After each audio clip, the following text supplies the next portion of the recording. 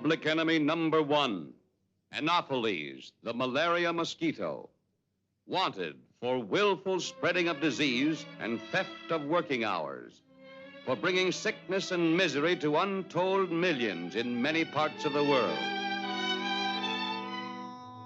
This tiny criminal is linked to the destinies of man in a cycle of disease transmission that could not exist without either man or mosquito. Each is solely dependent on the other for the existence of the dread malaria. Anopheles is readily distinguished from other mosquitoes by the fact that she stands on her head at an angle of 45 degrees or more. This newly hatched female has not yet touched human blood, therefore does not contain malaria. But if we follow her, we'll soon learn how she becomes a malaria carrier. Like all thieves and killers, she works best under cover of darkness. Locking and barring doors and windows will not keep this hungry prowler out. She can enter through a small crack. What will she find to steal here? Only a little blood, which this man, racked with the chills and fever of malaria, will never miss. Assuming her typical angle of 45 degrees or more, she injects saliva to make penetration easier. And in a few seconds, she begins to feed. But this man is sick. Along with his blood, she's drinking in the parasites, which cause malaria. Gorged with disease-laden blood, she makes her way to some cool, dark place where she will rest for several days and digest the blood. Although the blood is digested, the disease parasites are not harmed in any way. On the contrary, they multiply to great numbers. Hungry again, she flies out as evening falls in search of blood. This time she carries with her the malaria parasites with which she is infected.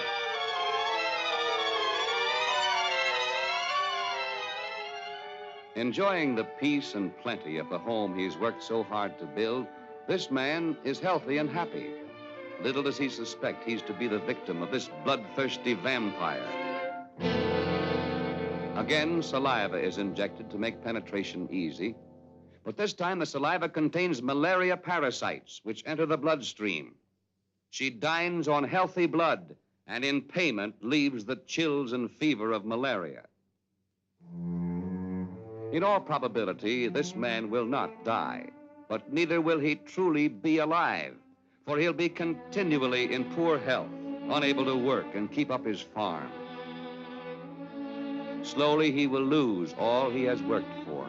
His crops will rot in the fields. His buildings and fences fall into disrepair.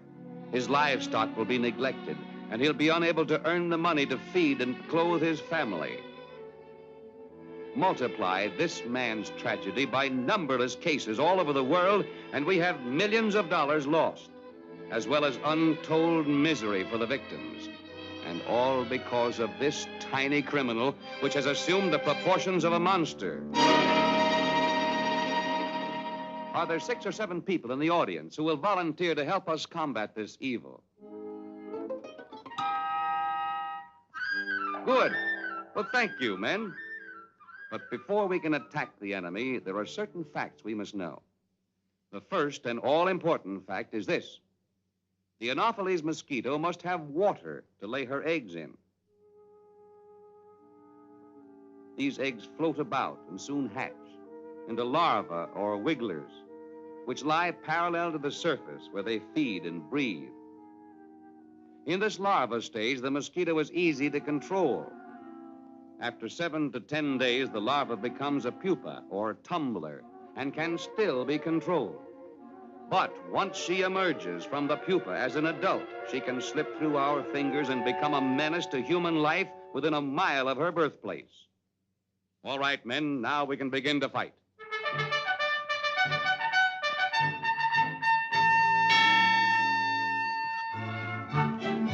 We can start by cutting the weeds where the mosquito lays her eggs.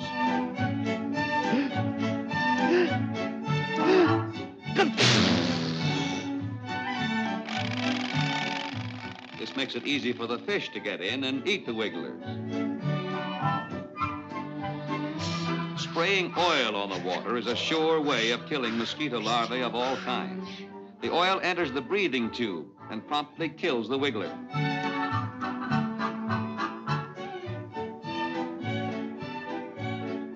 Those are wigglers, Dopey. Give them the oil treatment. That'll kill them. Dusting with Paris green is an effective way of killing wigglers and is economical for covering large areas of water. A thin film of Paris green is strong enough to kill the wigglers without poisoning the fish. Mosquitoes must have water to breed in. These pools will always be a menace to our health unless we drain the water away. There's one way of doing it. Even this hollow stump can harbor mosquito larvae.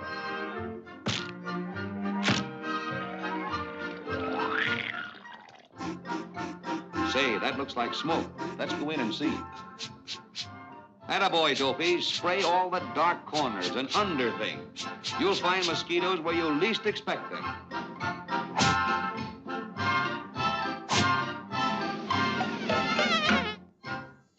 Yes, we've got to kill every one in the house.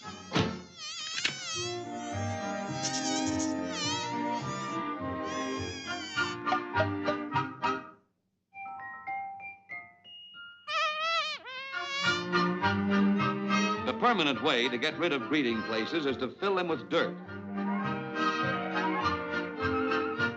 If you want to keep the rain barrel free from wigglers, let's put a screen over it.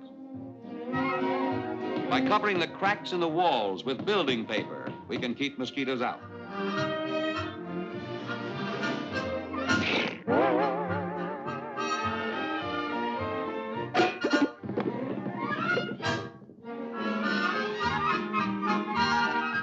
Anything that holds water for a few days is a likely breeding place for mosquitoes. And we can't afford to take any chances. So we're going to bury these cans.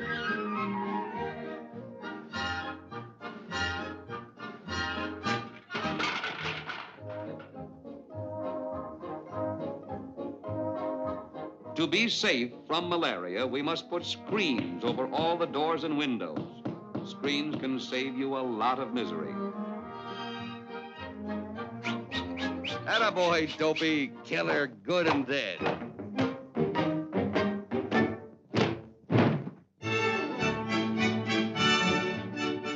To avoid being bitten by anopheles, we must put netting over the beds. Then we can sleep in safety. Don't let her get away. She's a killer.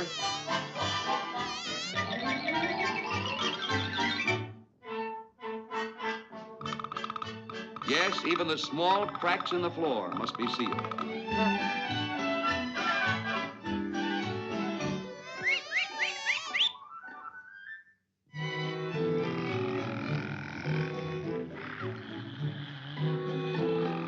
And so we leave them to enjoy their well-earned rest, free from the annoyance of mosquitoes, safe from the dread malaria. Contrast their peace and happiness with the misery and sorrow of this unfortunate plague-ridden family. These people have lost everything simply because they failed to take a few easy precautions. Remember, there is only one cause of malaria, the mosquito. Destroy the mosquito and you will wipe out the disease. Then, in place of sickness and poverty, there will be health, safety, and happiness.